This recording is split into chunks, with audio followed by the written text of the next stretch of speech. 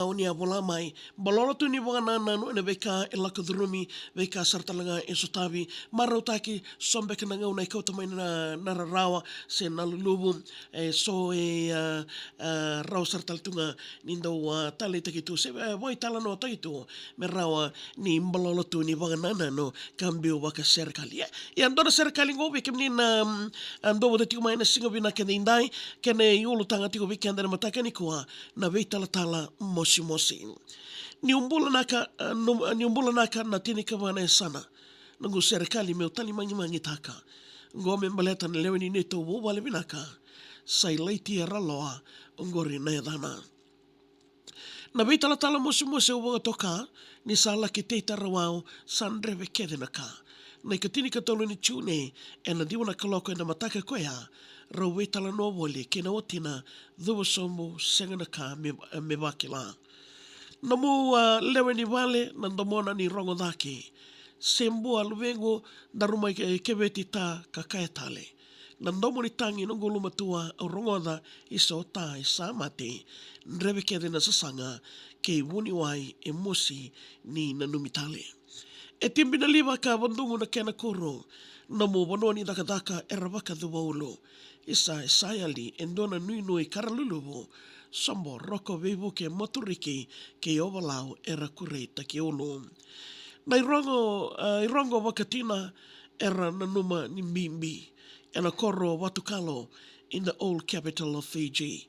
Wakasavui na irongo membaleti kemuni era waka isa na tawalemo namu momo ke rtau na tinamo era yalo mimbi.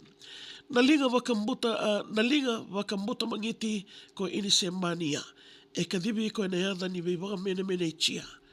Ki na dola se na turanga na tuita woki ni ramai solia na nona lolosi ni wutungu se mode wakandua naita laitia. Isa na nomo matai walu endau sakitaka. Ratau na luwe mo tangani na mo isaki na singa ni mataka. Na mo lumatua ko semua ni waka samataka.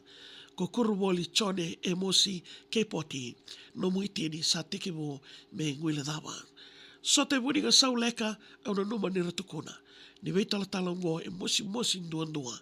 Sana senga na sota tale na mode wakandua. Na tangi na mosi na eluma senga ndua me rau lewe rua. Rauna tedi mo kei rauna tuaka mo e rato waka isa. I leitia ko i katolu e na nomu loma ni Valendina. Sao te nandau tali mangi kondau kilai tani kena. Mode toka manda dou.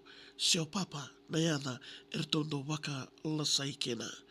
Kena nei tasiri na korowatu na munindele ni avo. Era davu yada mai na tuile woka e na moke na nona helo savo. Na tamba daka i taukei era no wata ni ranuma na mo daka. Sa mode roko vivo ke isa sakadi ko tamana.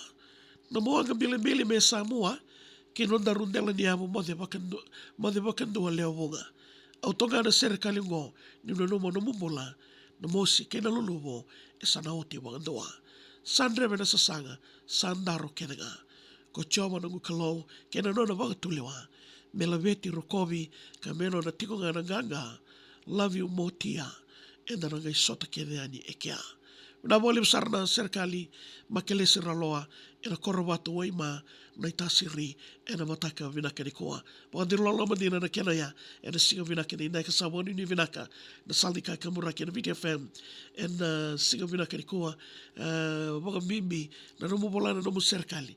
Ngayon bita mai na VTFM ruotolundua e na waima no road is suma.